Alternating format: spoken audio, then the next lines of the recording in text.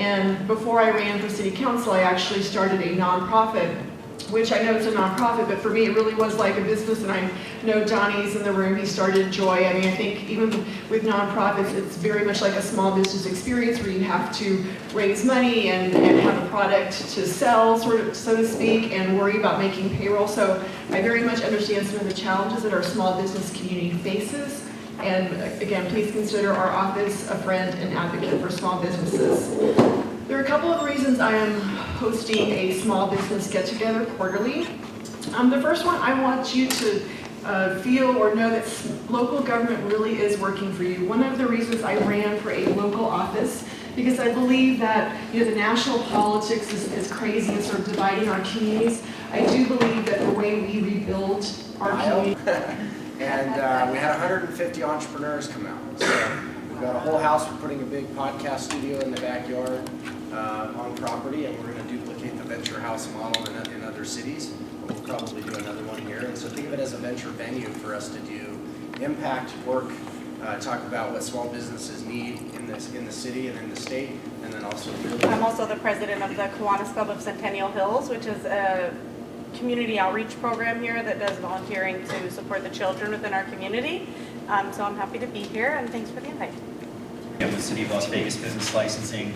And it sounds like many of you are already business owners and probably already have a business license, but it's possible that some of you may not know all the particulars as it relates to business licensing. So I just wanted to give a general overview of the licensing process, and then I'll also share some information about some resources that we have that might be able to assist you. So first off, the first step as far as how to get a business license is you want to register with the Nevada Secretary of State. So this is where you would register your business entities. So whether you want to be a sole proprietorship, an LLC, a corporation, a partnership, you register that entity with the Nevada Secretary of State. And then you also need to register with the State of Nevada Department of Taxation to make sure that you're in compliance with their tax requirements. And then once you have those two items set, you then need to determine if you're going to have a fictitious firm name. So let's just say, for example, I'm going to open up a pizzeria, and I'm going to register my business entity as an LLC, so I'm going to call myself Anthony's LLC. But then I want to open up a business with the business name of Anthony's Pizza. So I then need to register that fictitious firm name, also known as a DBA, with the Clark County Clerk's Office for Anthony's Pizza. So you want to make sure that you have that step taken care of so you're in compliance with the Clark County Clerk's Office. Clients and business owners since 2002. He manages Heck Wealth Management Tax Practice and a Nevada Bar and Accountancy Board approved continuing and he is a Nevada Bar and Accountancy Board approved continuing education provider. He's also, or he was, an adjunct professor of economics at UNLV from 2003 to 2010. He's also president and founder of the Economic Club of Las Vegas, and I hope you'll share a few words about the Economic Club since we are looking for new members.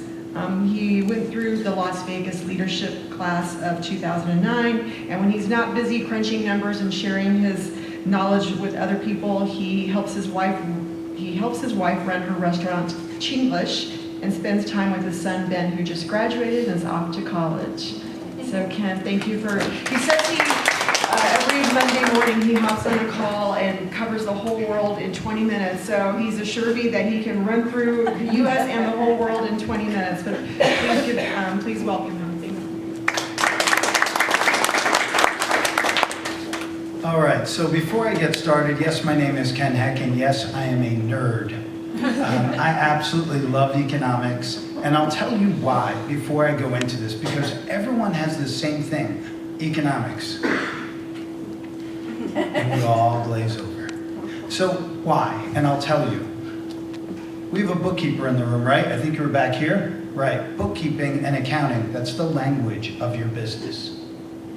Finance is the toolkit, but economics is the logic. Economics is how you should be making your decisions about how to allocate your time and your money. So please, if you only get one thing, economics has value to help you make better decisions. Okay? Before I get started, I'm going to throw out my Q&A at the beginning because I want to weave it into the presentation as we go. Does anyone have anything that they're worried about right now that you're hearing in the news or hearing on the internet, Instagram, wherever you hear it, about business, economics, government, anything you're worried about. Non-gaming resort development with a big theater and rooms. It's going to be amazing. I'll believe it when I see it. Project Diamond. This one's got real bones to this. $3 billion in NBA arena and a 31-story hotel casino south of the Strip, near 215 and the Strip. Right? They don't have an NBA team yet, but remember what they told us, they won't come until you have the arena. On the southeast corner across from City Center, we've got a new luxury hotel. Durango Station is almost done being built at 215 in Durango.